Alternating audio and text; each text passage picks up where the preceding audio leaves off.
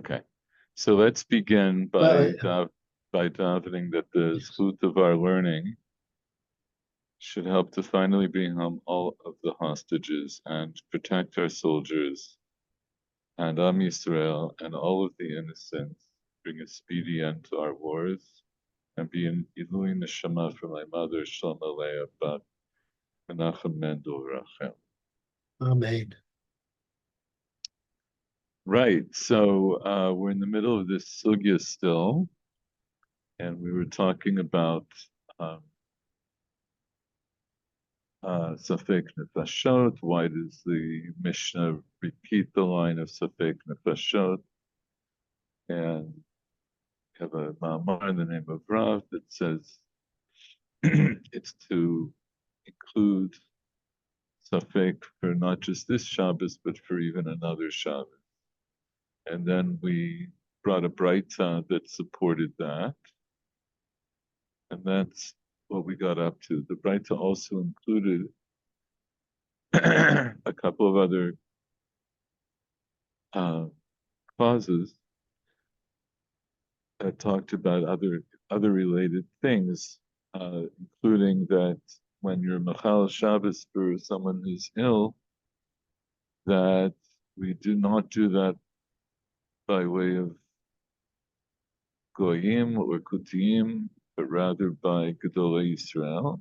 Talked about what that meant. And then we also had this last clause that we don't say that these things should be done according to what women say or according to what Kutim say, but their opinions will join together with another opinion. We talked a little bit about that also, and that part we'll come back to when we finish the sugya. We'll come back and we'll see how that fit in with the previous sugya that talked about Bikiyim, and if you have opposing opinions and all of that, we'll take care of it then. So now we're going to go on to another Braita, which you are going to start to read. Hold on.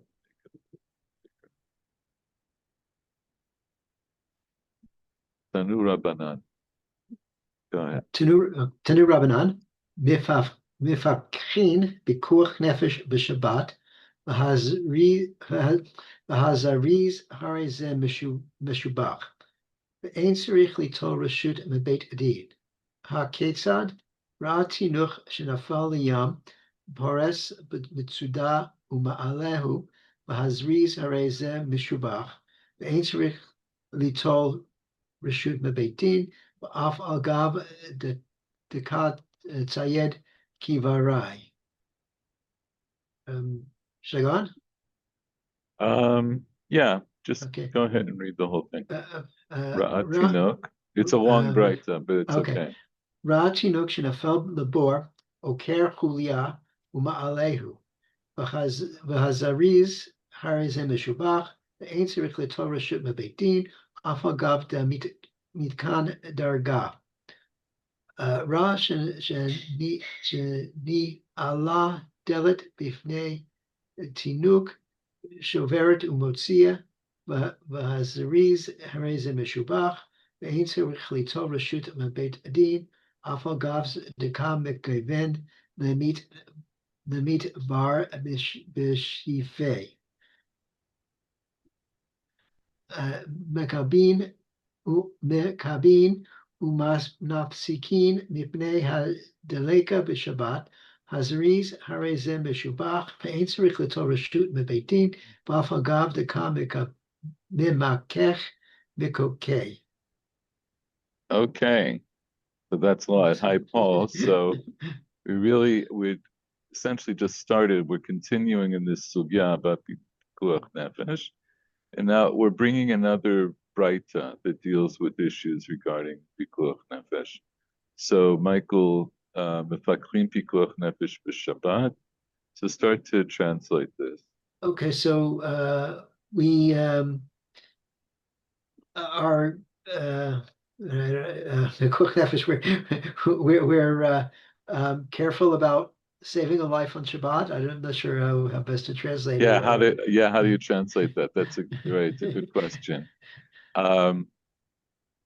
Pikuach Uh, so you see, he translates this to Old French. I don't know how to pronounce that. Yes, come brownness. I have no idea really what that is. Uh, but it means pinui, right? Moving things away, like removing things or Okay, okay. clearing things, right? So the fakeh.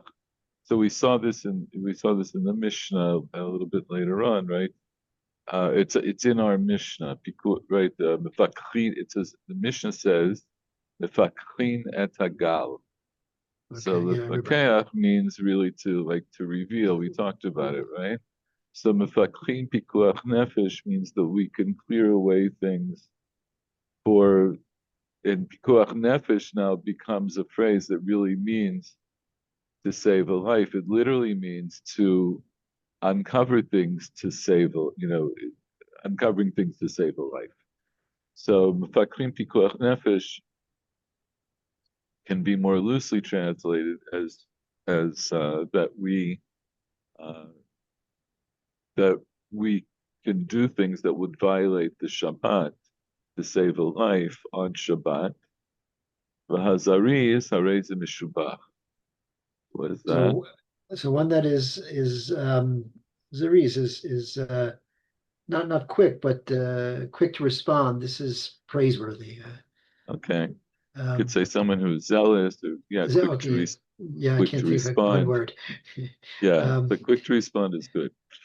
Uh, okay, and so that's the general rule. The mefakrim pikuach nefesh b'Shabbat, and not only that, hazariz harei mishubach.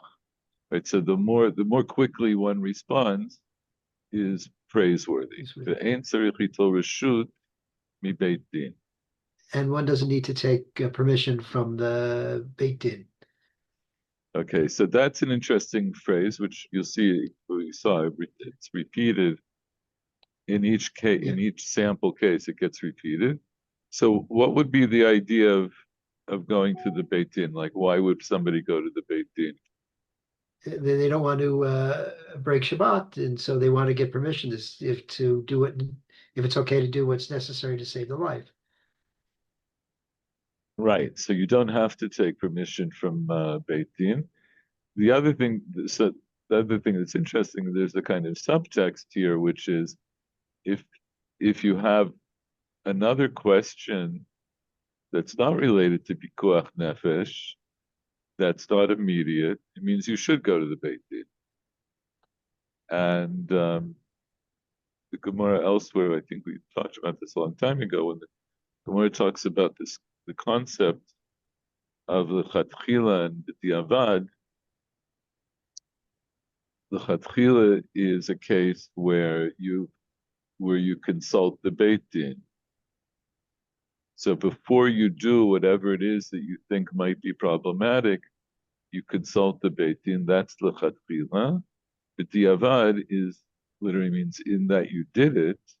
What does it mean in that you did it? It means that after the fact, After the after you fact. did it, then you consulted the Beit Din.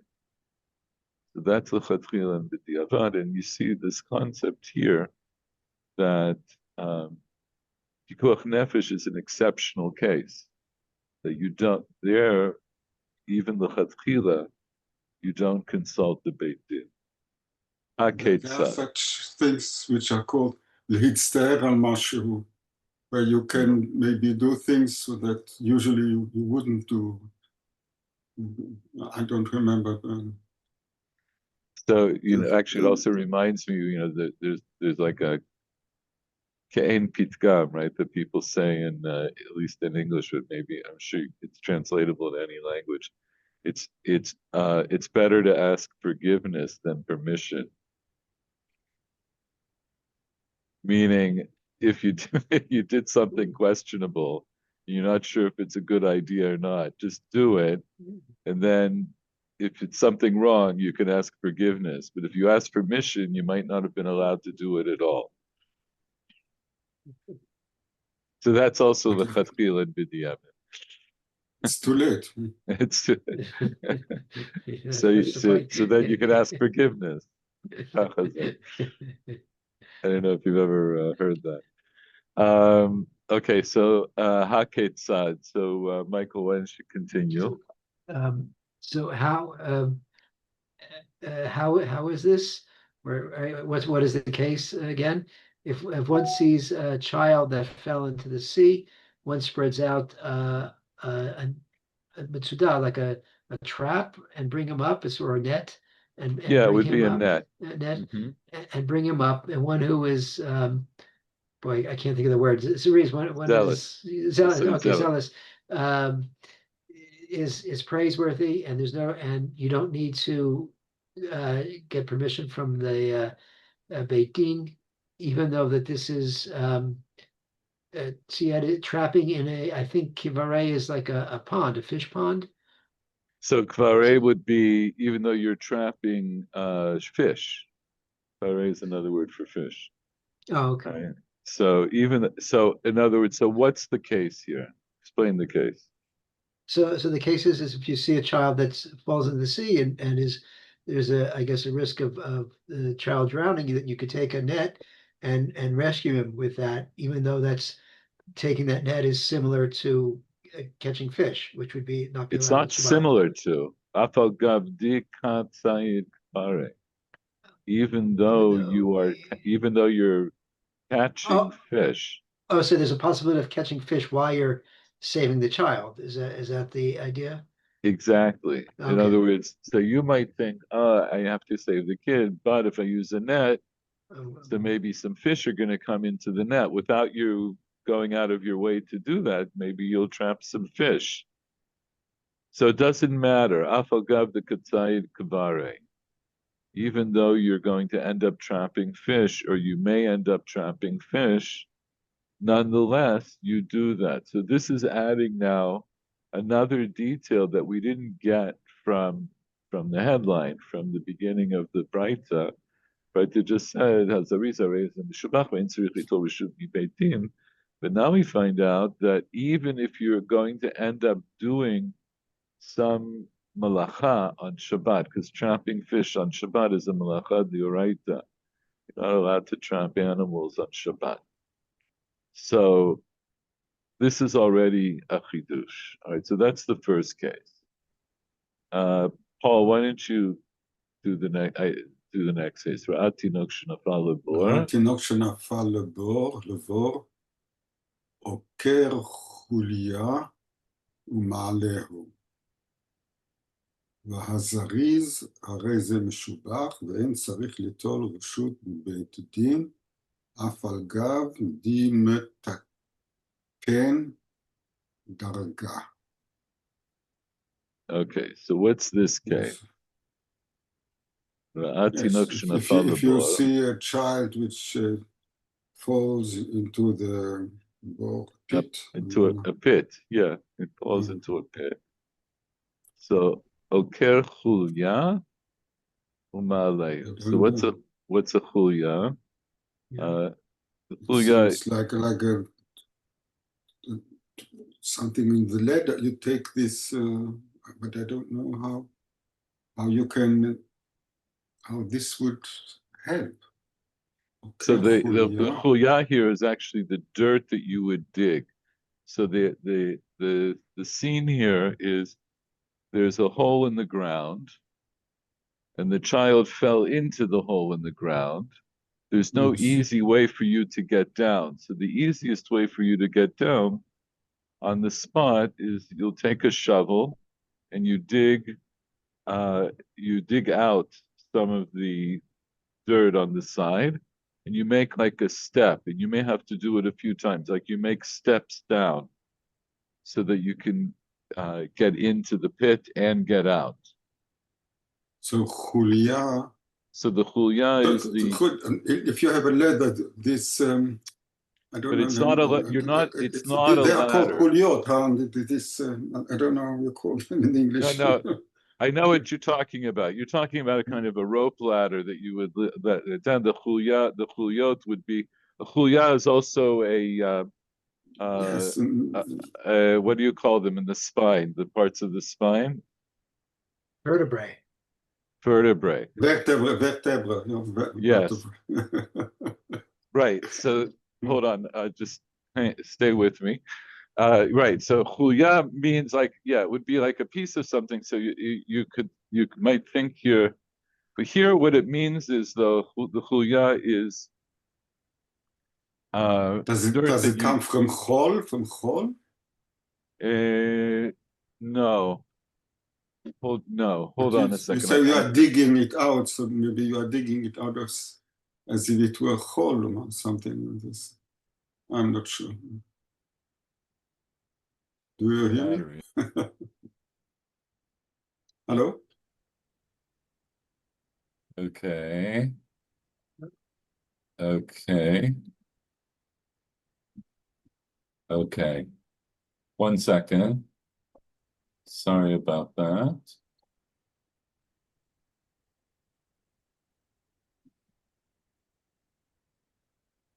Okay. Can everyone hear me? No, but Yeah, it's less. it's not It's as loud, worse. but I hear you. Oh, It's really? worse. Yes, the voice Oh, is much worse than oh, it was that's before. interesting. Oh, okay. Hold on a second. So I don't want to fool around with this. I can hear you, but it was better before. It was I think better so. Yes, before. Michael. Yes, yeah. I think so, Michael. It was Michael, better before. Yeah, you it's not as strong. It's not as strong and not as clear maybe. It's not only not strong, but it's a it's little like distorted. muffled. Yeah, Yeah, not muffled, distorted something like this. Okay, so you know what? 1 second. It's good to know.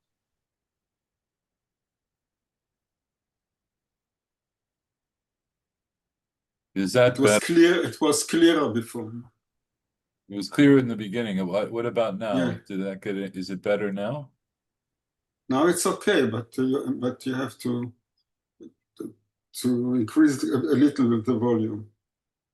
Okay. But it's okay. I can increase the volume also. You can increase the volume. No, it's interesting you tell me that because these are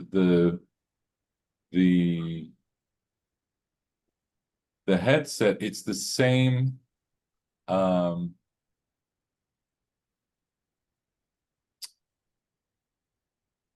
Those headsets, they're the same model. It's the same model headset. So it's interesting that one works better than. But we're gonna just go. Okay, I'm just checking. Michael disappeared. Okay, Michael Something happened disappeared. Something happened to him. But it could be just Maybe his video. it could be disconnected or something. Yeah, Well, if my he's internet is yeah, my fine. internet is Oh, there you you're are. back. You are yeah, back. yeah. I'm having problem with my internet connection. It's telling me too. Okay, back to Julia. Michael, you may remember we had there's an agada there's an agada in the beginning of Masechet Brachot that we did, where there's a story with David HaMelech, where people need to make a living, and there's like this saying there that Ein habor mitmale mechulyato. A pit is not filled up from its chulya. So chulya just means something that's a segment of something, and here it means a segment of earth that you dug up. But okay, so let's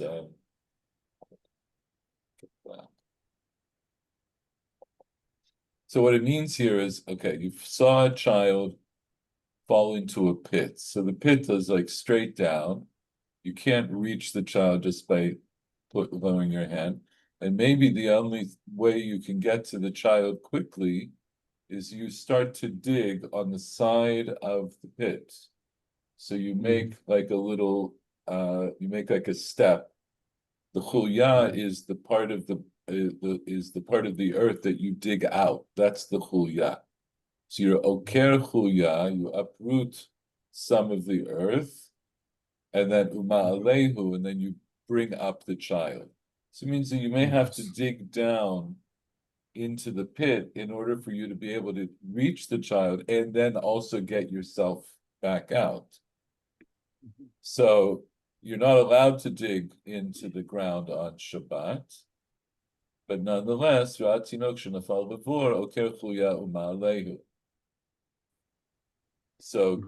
reason go ahead.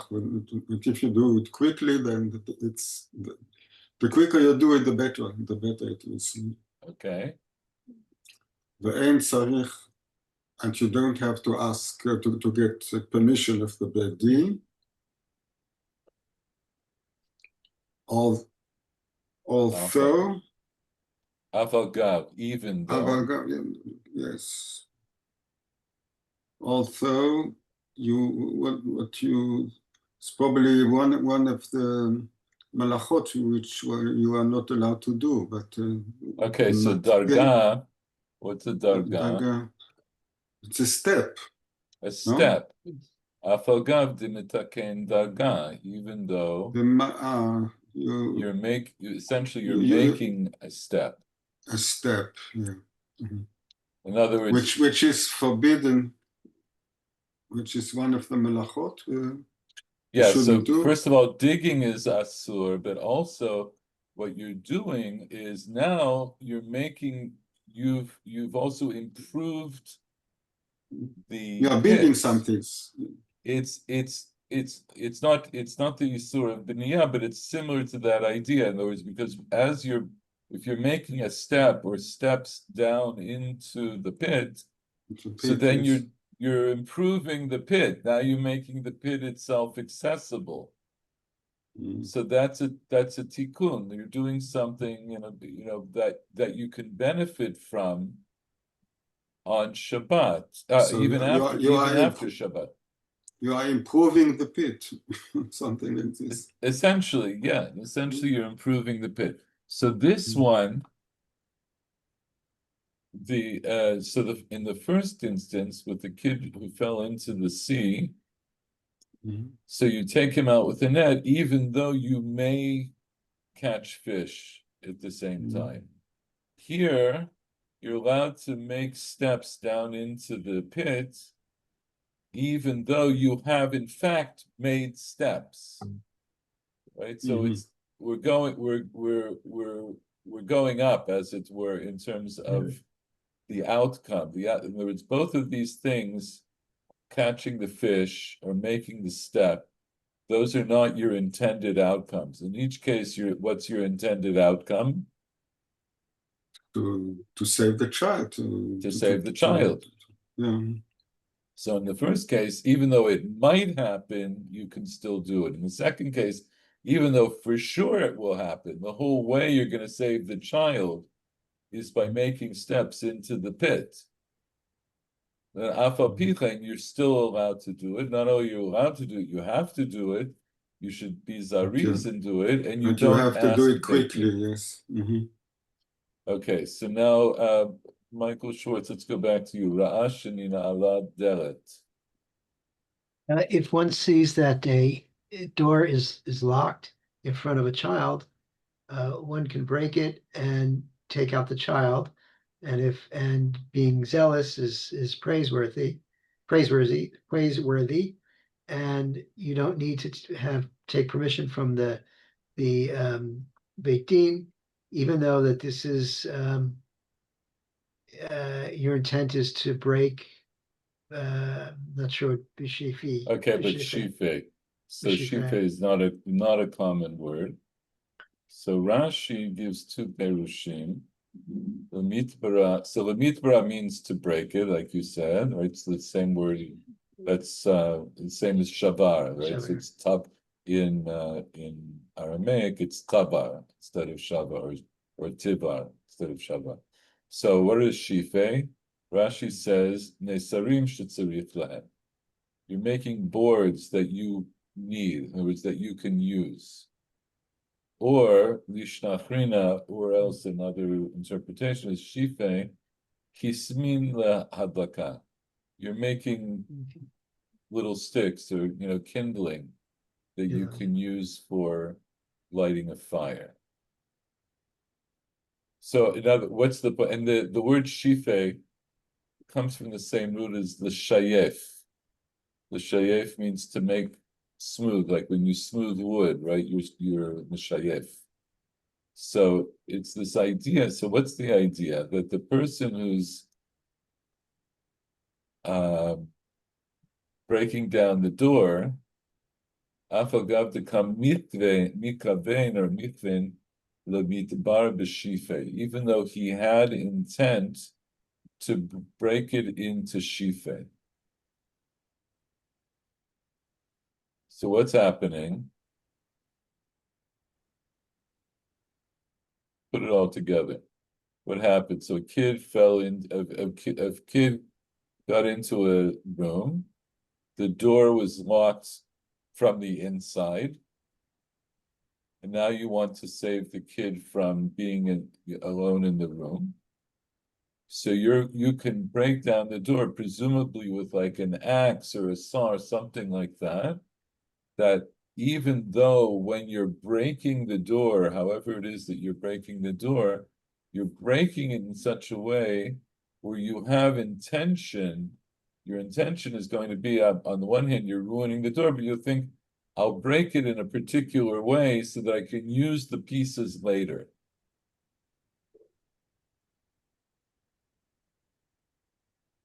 You understand? Yeah. Yeah. Is, Okay. is this Yeah. Paul, is what did this you want? a wooden door like same It's a kind of wooden doors door. we have today, but probably it's probably has a lock, because if you don't have, it can't be locked up if it doesn't have a lock. So there are two possibilities that were, from that time that I'm aware of based on the Gemara. Either there is a lock, and like I say, maybe it was locked from the inside and you don't have a Yeah. key that will, or the other way of locking a door Is with a bariach, right? בריח לשונית כזאת, כן. Right, no, so l'shanot, but I mean a real bariach. Back then, they would have an actual beam that would look that, right? Now we have these little brichim that go into the side of the door, but back then, they would put an actual bar on the door. There's a funny poem that's called "Get Up and Bar the Door," which, if I remember, I'll tell you about later. But anyway, it's that kind of a bar. So the point is, either way, the child that got locked, somehow he gets locked into this room. And the only way to get him out is to break the door. The door is made out of wood. And so what you're going to do is you're going to break. Now, how will you break it? You probably bring an axe or some kind of a cutting tool, right? Either you're going to saw it open or you're going to hack it open. So even though when you are hacking it open, you're breaking it in such a way that you'll be able to use the wooden pieces. So you're also making something, right? If you were doing that by itself on Shabbat, you wouldn't be allowed to do it. But here, to save the child, you're allowed to do it, but means you're allowed to do it even b'kavanah, even if you're allowed to intend to break it in such a way that you'll be able to use the pieces later. Okay, so you see we have this progression. You start off with the Tinot Shnafal Yam, and that we take him out with a net, even though you might get fish along the way. He falls into the pit. You're allowed to dig into the side of the pit to get him, even though you will definitely be improving the pit. As you said, you're going to put steps that go down into the pit. But nonetheless, that wasn't your real intent. But here, this is even more, because you're specifically breaking the door down in such a way so that you'll be able to use those pieces for something else later, whether they're nesarim or whether they're kismin, whatever way you translate the word shifeh. But those things are all permitted. And Why now, are there melachot which so are they are. worse than others? No, it's not because It's- no, that's a good question. No, all of these malachot are asurot b'Shabbat, right? Shelo b'makom pikuach nefesh. All the malachot are the same in terms of their severity, right? In terms of how. Yeah, there are not some which are more severe than others. Mhm. No, they're all really the Mhm. same in terms of severity. Mhm. So Paul, do this last one. The chabin mafsikin. מקבים ומפסיקים מפני הדלקה בשבת, והזריז הרי זה משובח, ואין צריך ליטול רשות מבית דין, ואף על גב דקה ממכך מכוכי. Okay. So we'll get to that. So what's the case here? Mechabin mafsikin. היו לכבות. To put, we'll say to put out the fire. Yes, okay. You are allowed to put out a fire on Shabbat. Mafsikin. What would mafsikin be? Mafsikin להפסיק, to mipnei. end it, to bring it to an end, to Mafsikin mipnei hadleka. So mafsikin mipnei hadleka would be to put a hefsek, to put a barrier between you and the fire. In other words, there's a fire here, and you can, even on a Yom Chol, right? You can either try to put it out, or maybe it's not a case where you can put it out. And what you'll do is you'll put something in front of it that will stop it, that will keep it from spreading. For that, let's just see Rashi here. Rashi says, "Bekelim shel matechet o shel cheres melayin mayim." Right, you can put a barrier in front of the fire with vessels that are either made out of steel, steel out of metal, right? Because the fire won't pass the metal barrier, or you fill up clay jugs that with water and put that in front.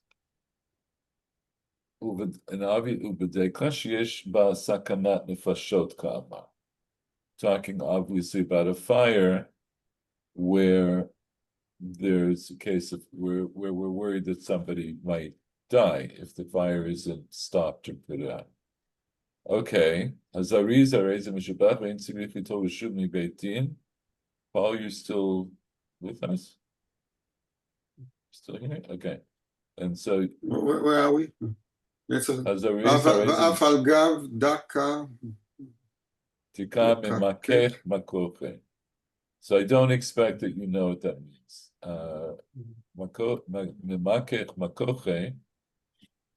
Means really to put down or subdue.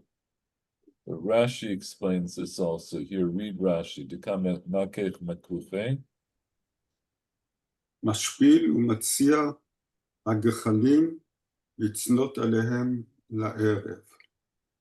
It's like the goref, as if you So it's not goref. משפיל ומציע הגחלים. So mashpil, right? So the fire, let's say it's wood, let's say it's furniture that's burning.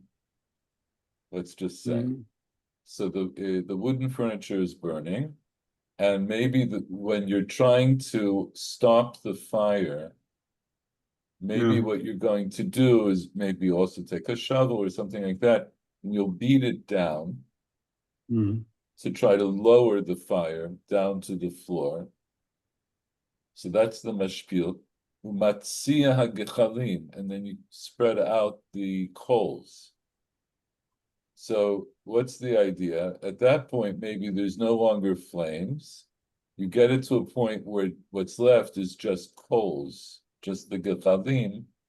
and you don't put them out because you've realized that you could use them later on after Shabbat to cook with. Right, so we're talking about very enterprising people.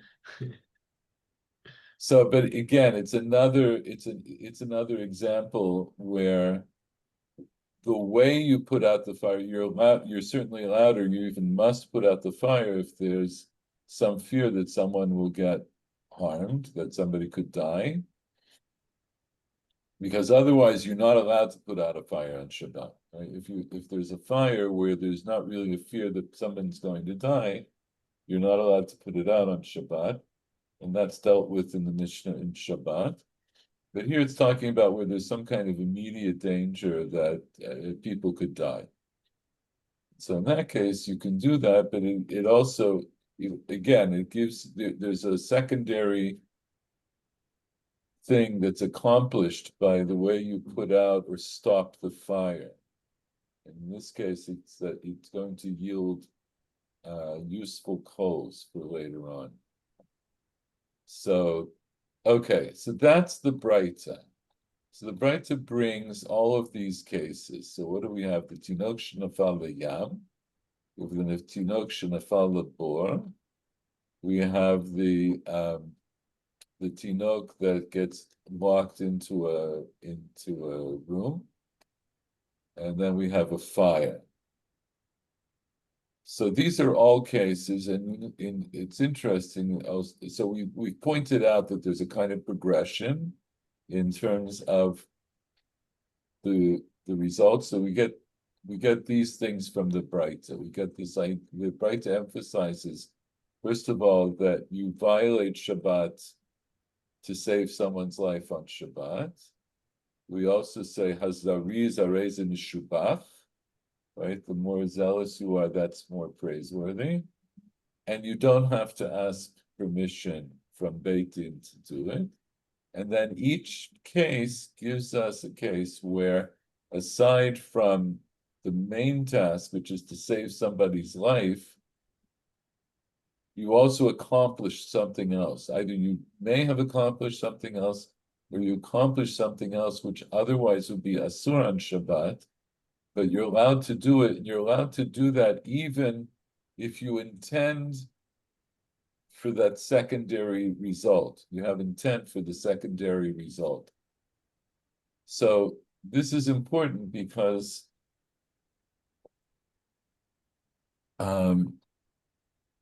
there's a concept that some of the Tanaim had that there are two related concepts. One is the davar she'eino mitkaven, and the other one is melacha she'eina tzricha legufa. So, Michael, are you familiar with these terms?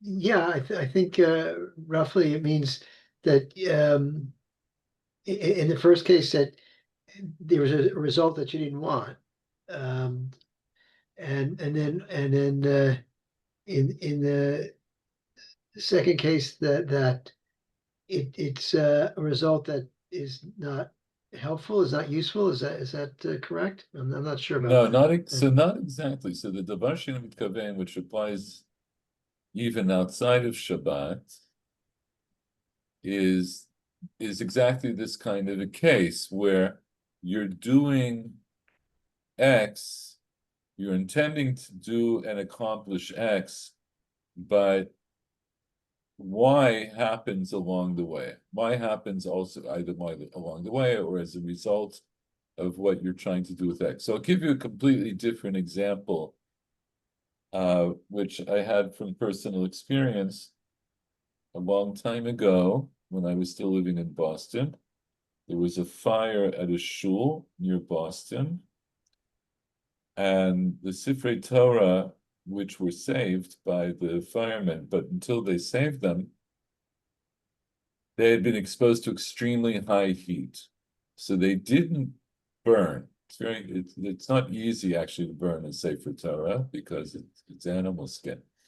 But they were exposed to extremely high heat, and what happened was the ink of the Sifrei Torah had melted and fused to the back of the roll, right? Wherever it was rolled, Yeah, yeah. it was fused Yeah. so that if you started to open it up, you would be peeling the letters off of the Sefer Torah as you're unrolling it. Wow. So it just so happened that this was this is a secondary part of the story, that I was consulted by the insurance company that insured the Sifrei Torah. And I told them, I gave them a full disclosure that I was the one who'd done the insurance evaluations for those Sifrei Torah, but they said, you're the only expert in town, so we have to consult you. So at the time, I told them that those Sifrei Torah that were like that, they were a total loss. They couldn't be used. So they got reimbursed for them. But later, I don't know, like maybe a year or two later, I was thinking about it, and I realized that maybe there's a heter to open them up, which I consulted Rav Savitsky, and I said, wouldn't one be allowed to unroll it? So what's the problem? First of all, you're not allowed to erase any letter in the Sefer Torah, unless you need to erase it in order to fix it. Otherwise, you're not really allowed to erase any letter in the Sefer Torah. But of course, then the more chamur problem is erasing Shem Hashem, which you're never allowed to do, even if you need to fix it. Broadly speaking, that really gets very complicated. That's what I teach in my other class, but we'll just leave that for what it is. So here, what was the chashash of opening it up? If you were only worried about erasing letters that weren't Shem Hashem, so you could open it up, because you would open it up because you'd be opening it up in order to fix it. But what's the problem? That maybe as you're opening it up, you're going to erase Shem Hashem. So I put it to Rav Savitsky that this is a davar she'eno mitkaven, or as I said to him, a davar she'eno miskaven. That is, your intent is to open up the Sefer Torah. Your intent is not to erase Shem Hashem, and it's not certain that you will erase Shem Hashem. We don't know for sure. Let's say, statistically, probably you will, but it's not a certainty.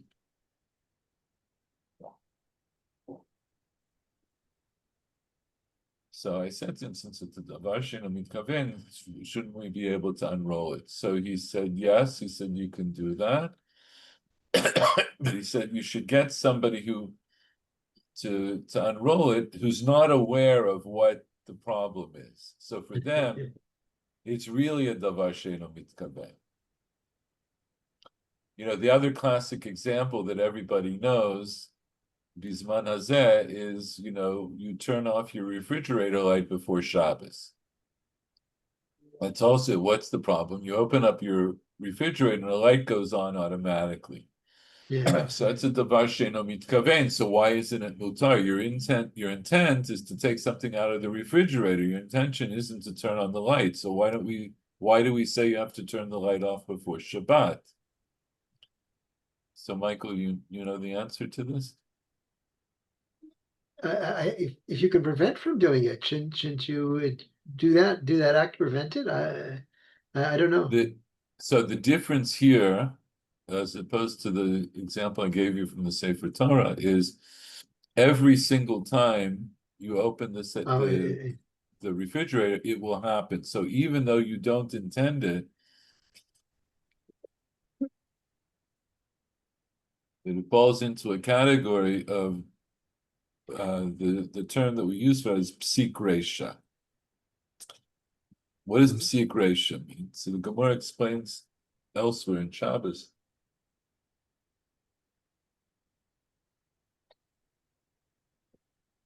It's kind of a gruesome example.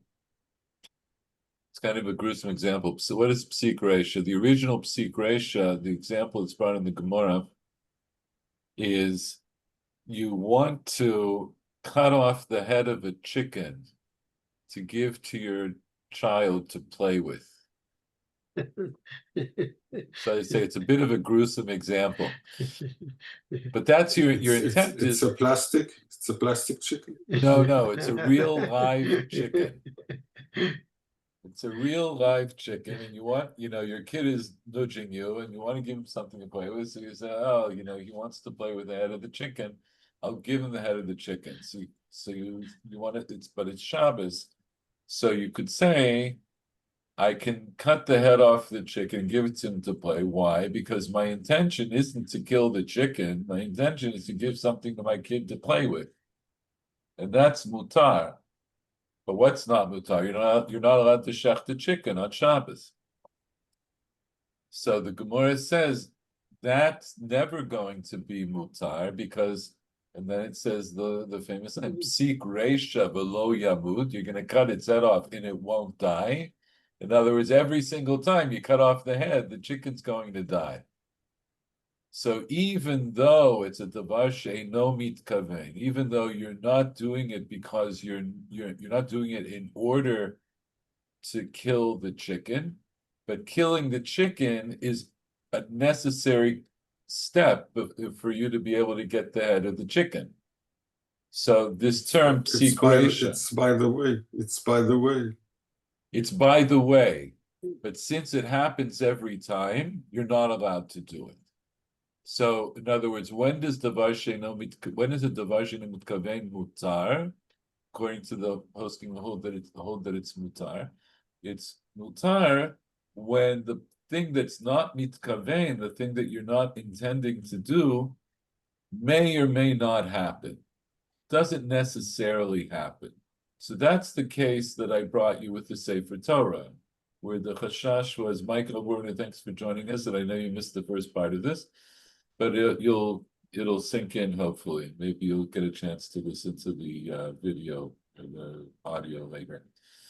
So in the case where you have a Sefer Torah that's where the letters are fused to the back of the parchment, and when you open it, you're going to erase letters because the ink is going to stick onto the back of the parchment as you unroll it.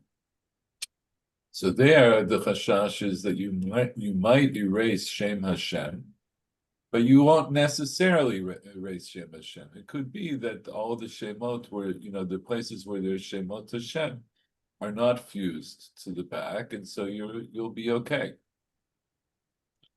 But here with the chicken, every single time you cut off the head of the chicken, it's going to die.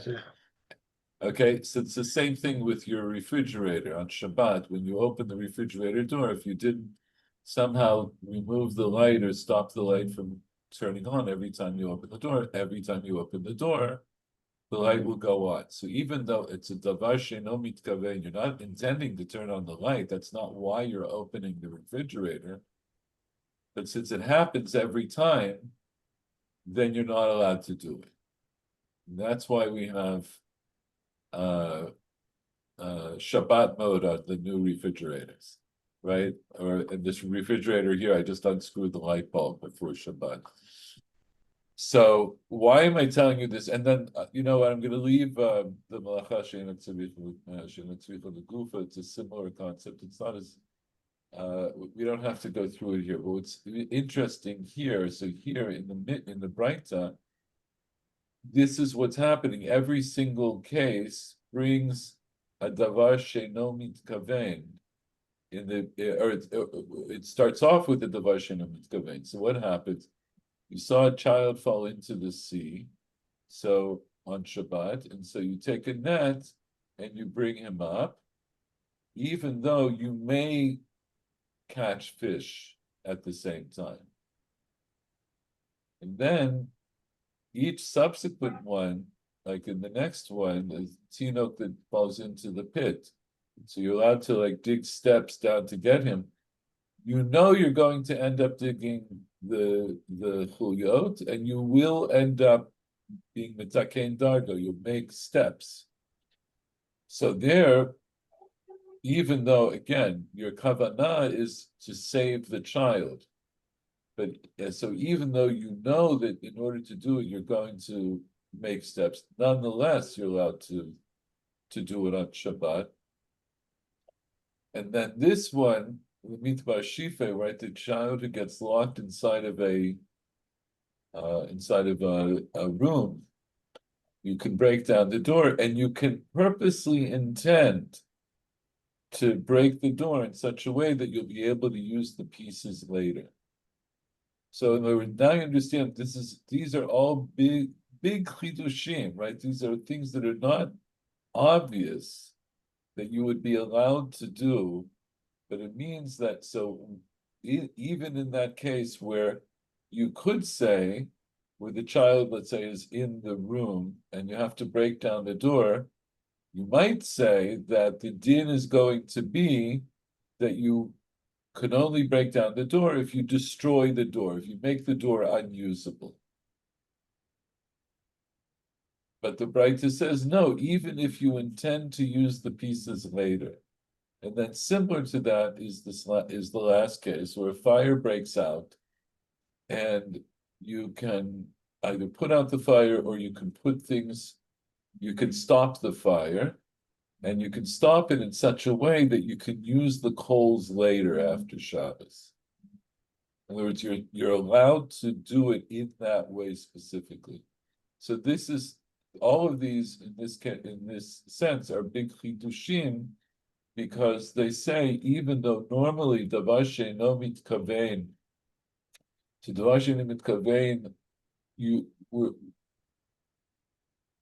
davar she'eino mitkavein is mutar, but here this includes even things that are mitkavein, right? You have cases where even if your intent is to do two things, your intent is to save the child, but your intent is also to do it in such a way that you will end up with useful firewood after the fact.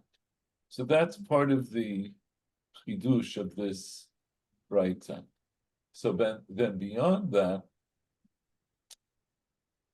where are we up to? So the next part of the Gemara is going to go through, and it's going to talk about why do I need all of these cases? In other words, the Braita starts off with this line: right?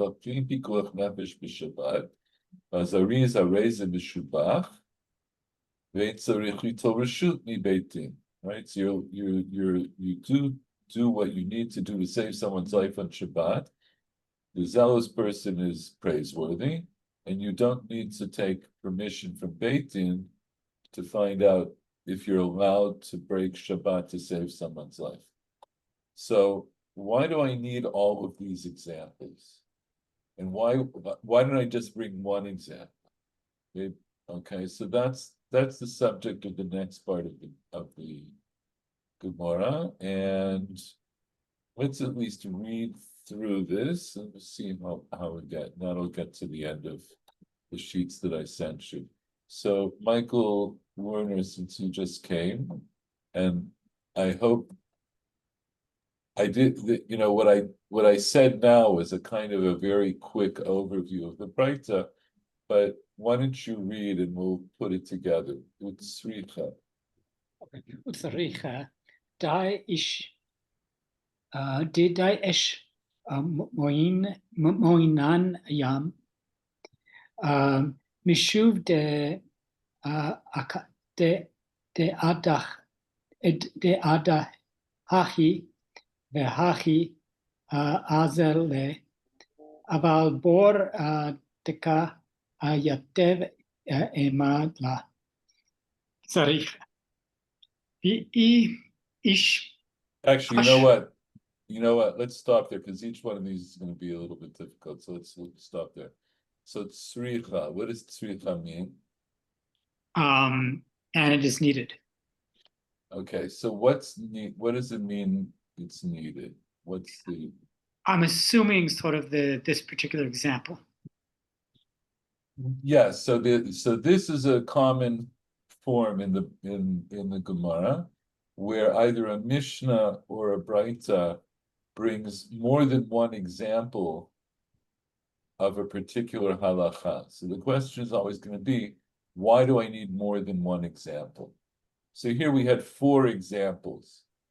So the Gemara wants to know, why do I need all of these different examples? So tzricha, I need them. Di'i ashma'ina niyam. What is di'i ashma'ina? What is di'i? Let's translate the words. Di'i.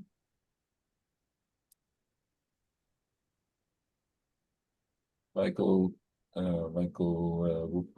Schwartz. That if we only learned a case of this about the child in the sea.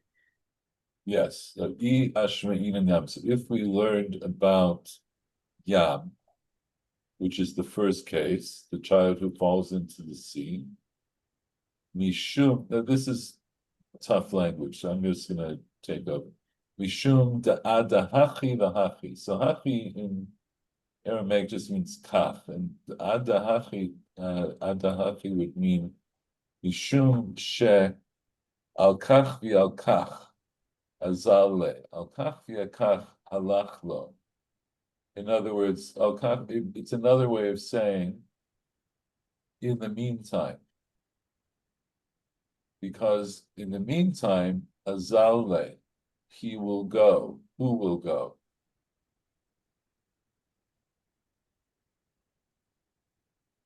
Anybody? The fish? No. Who are we worried about? Child. The child.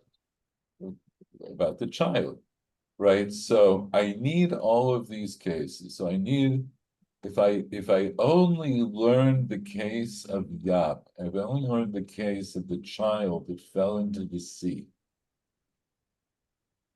So what did we say? The child falls into the sea, then you fish him out with a net, even though you might get fish along the way. And hazariz harezim mishubach, and you don't have to ask the Beit Din. So the Gemara is saying, so what's the chidush there? Because you'd say, okay,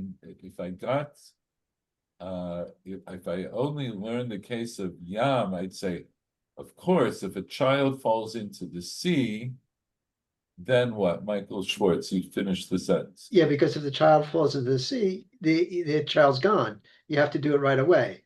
Whereas if a child falls into the pit, the child's not going anywhere. Yeah, aval bor the kayatev emalo. If he falls into the pit, the kayatev hu yoshev, right? He's just sitting there. He's not going to go anywhere. And so then what? So then you would say, He's not, he's not in immediate danger, so this isn't pikuach nefesh. We might so say.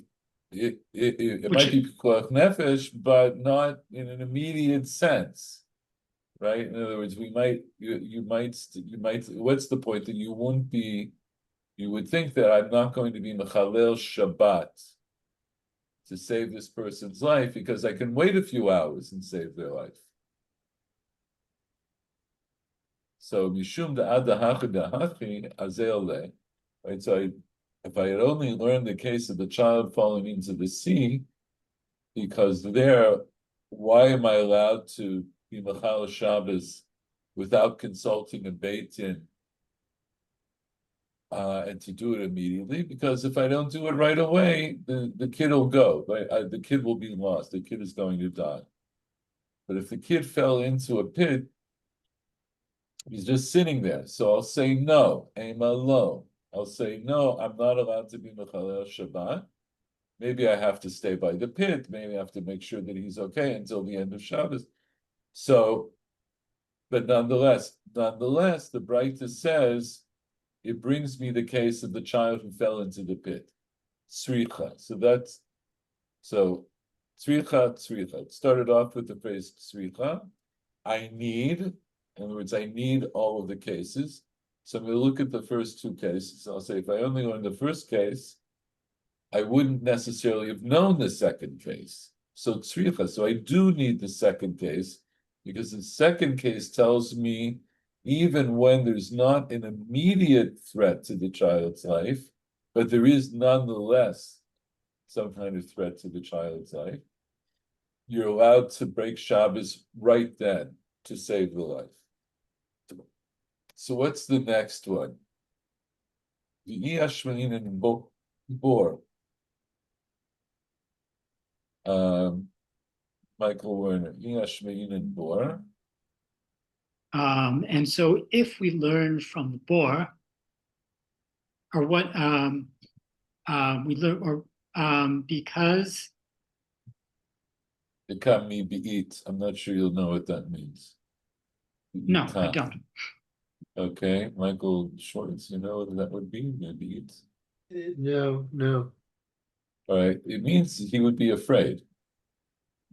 The kami beat, the child would be afraid. If let's say, okay, so now I learned yam, and I know why I learned yam, and I also know why I learned bor. So I'll say, I learned bor, I learned the case of the child who fell in the pit, and why am I allowed to break Shabbos to save him right now? Because he's in fear. Aval minala delet, in the case where the child is in a room and he got locked into a room, if Shadiyate behind Gisa, it's possible for you to sit on this side. In other words, you can sit outside of the door. And you can amuse him with nuts.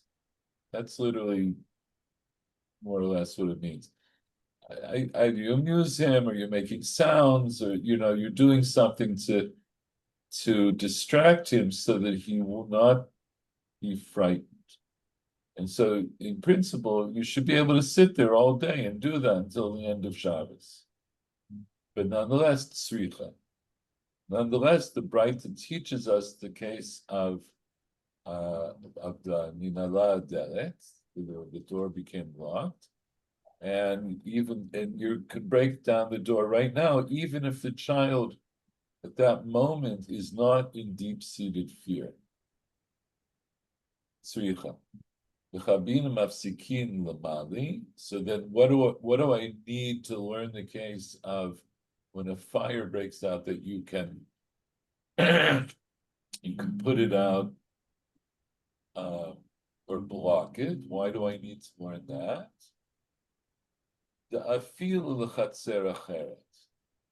That's because it applies even to another courtyard. So what do you think that means? Maybe that you're not in immediate danger. It's in the next area. Yeah, essentially, this is how Rashi understands it. The fil chatzer acheret, leika bechatzer zu. The fire is in this courtyard. And the fashot, the chatzer acheret. The living people, they're in another courtyard, but an adjacent or an adjoining courtyard. Vehem cholim oktanim, and they are sick or they're kids. Lo halchu b'tikuch nefesh achar. Oh, that's actually something else. That's for man. Okay, so the afilu chatzer acher, meaning, yes, if there's a fear that the fire will spread to a place, why does Rashi say the people in the other chatzer are sick or children? They can't run from the fire. It's like if they're able-bodied adults, they could run from the fire and they'd have the wherewithal to run from the fire, and so their lives would not be in danger. Right, very good. So we mentioned earlier that in principle, if a fire breaks out on Shabbos, if you don't need to save someone's life, you don't put out the fire. There are ways of trying to keep the fire from spreading, but if nobody's life is in danger, you don't put out the fire. So here, our Breita says that if a fire breaks out, that it's implying a case like all the other cases that someone's life is in danger. So so why do I need this case? Because I've already covered 3 other cases which seem to take care of, you know, they take care of other scenarios or other considerations. What's the special consideration that I would learn from this case that I don't learn from any other case? So this is a case that's particular to fire, because fire spreads. And so the chidush is that even though the fire is right here now, and nobody's in immediate danger, but it could spread to the next chatzer, and if that would happen, the people in the next chatzer would not be in a position to save themselves. And so you're allowed to subdue the fire. That's really mechabina mafsikin. What we get from that is you're allowed to subdue the fire to keep it from spreading to the next chatzer. Okay, so that's ad kan for now. We're going to stop here today, in part because I didn't do the rest of this sugya yet on the sheets, but hopefully I'll get that to you in the next couple of days. And each of these things are things we'll look into a little bit more closely when we get to the end of the sugya. Go back and look at all of these cases. But for now, I think that's it. Any last questions or comments? So Michael, What is Amgoze? yeah, that's playing with nuts on Shabbos. That's okay.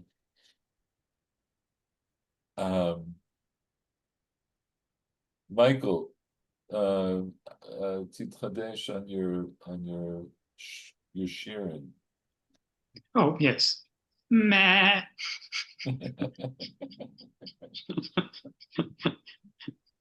You're gonna knit a sweater with the results of that. I don't know what happens.